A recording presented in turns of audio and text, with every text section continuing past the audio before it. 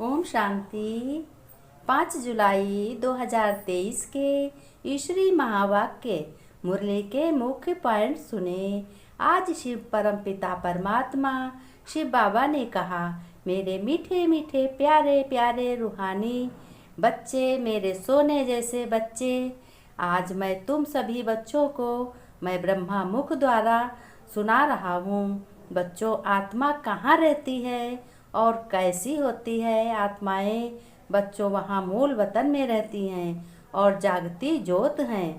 पहले पहले आत्माएं सतो प्रधान यानी सोने जैसी होती हैं। सतयुग को बच्चों कहा ही जाता है गोल्डन इज, हिंदी में इसे पारसपुरी भी कहा जाता है। फिर शिव बाबा ने बताया, बच्चों, सांवरे रंग का मिसाल मैं तुमको बताता हूँ। उनको कहा जाता है आदि सनातन, तो देवता धर्म था। तुम फिर बच्चों उसमें हिंदू शब्द क्यों लगाते हो? ऐसे पूरा नाम बोलो कि आदि सनातन देवी देवता धर्म। इस पुरानी कलयुगी दुनिया में कोई देवी देवता धर्म वाले नहीं रहे।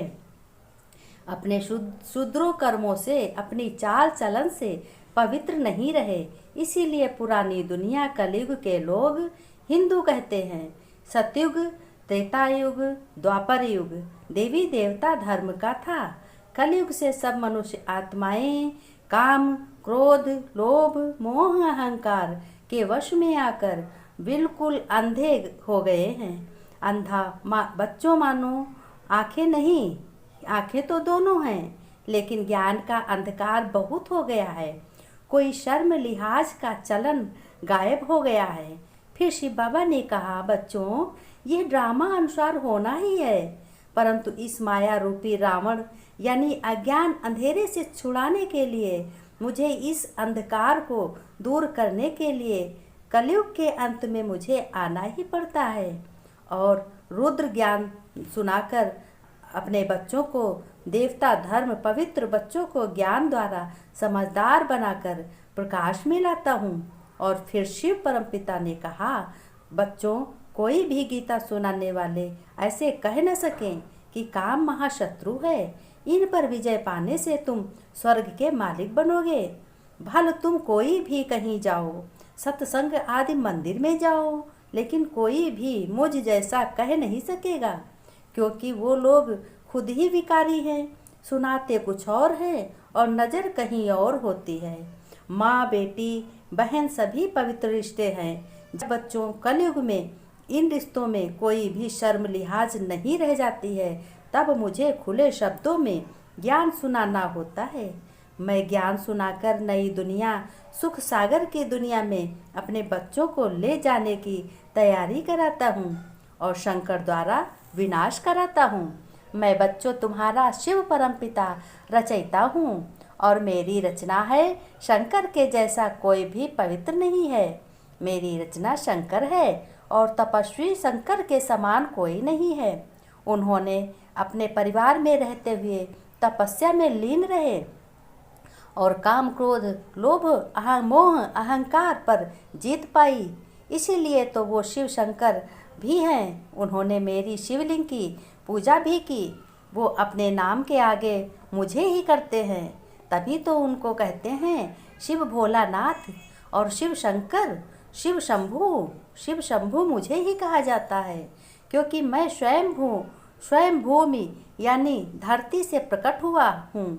मेरा शिव स्वयंभू, मेरा शिव शंभू का कोई माता पिता नहीं है।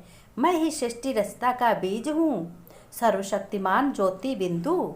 इसीलिए मेरे रूप 12 लिंगों में दिखाया गया है। तुम बच्चे रुद्र ज्ञान सुनकर और दूसरों को मेरा परिचय भी दो, उन्हें याद दिलाओ।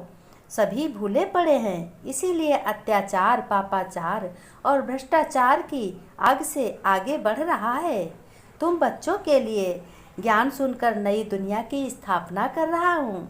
फिर शिव परमपिता शिव बाबा ने फिर कहा, बच्चों, अपने को आत्मा समझ मुझ परमपिता का ज्ञान सुनो। नई दुनिया, सतयुग की दुनिया में तुम्हारी रचना होगी और तुम बच्चों से ही शोभा बढ़ेगी।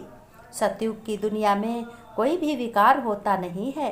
मांस मदिरा आदि मांसाहारी शाकाहारी कुछ भी उसमें गंध नहीं होता है। खुशबूदार दुनिया होती है। सभी राजा होते हैं और राजा जैसे उनके बच्चे होते हैं। सतयुग का सुख तो एक कृष्ण जी से पूछो। जब कृष्ण पैदा हुआ तो कितना सतयुग था, कितने सब हाहाकार हो गया था। कितना कृष्ण 16 कला संपूर्ण था। इसी प्रकार से बच्चों तुम्हें भी सजना है सर्वगुणों से। तुम्हारे बोल इतने मीठे होने चाहिए कि जैसे कृष्ण ने कभी क्रोध ही नहीं किया, कभी नहीं क्रोध किया। तो बाबा कह रहे हैं कि बच्चों तुम ज्ञान सुनो। रुद्र ज्ञान सुन करके तुम अच्छे से मड़का बनोगे। तुम्हारी रचना सबके शब्दों में होगी। तुम बच्चे अपने को आत्मा समझो और शरीर को से काम करो। ये समझो आत्मा शरीर से करा रही है। शरीर का राजा आत्मा है और मंत्री बुद्धि है।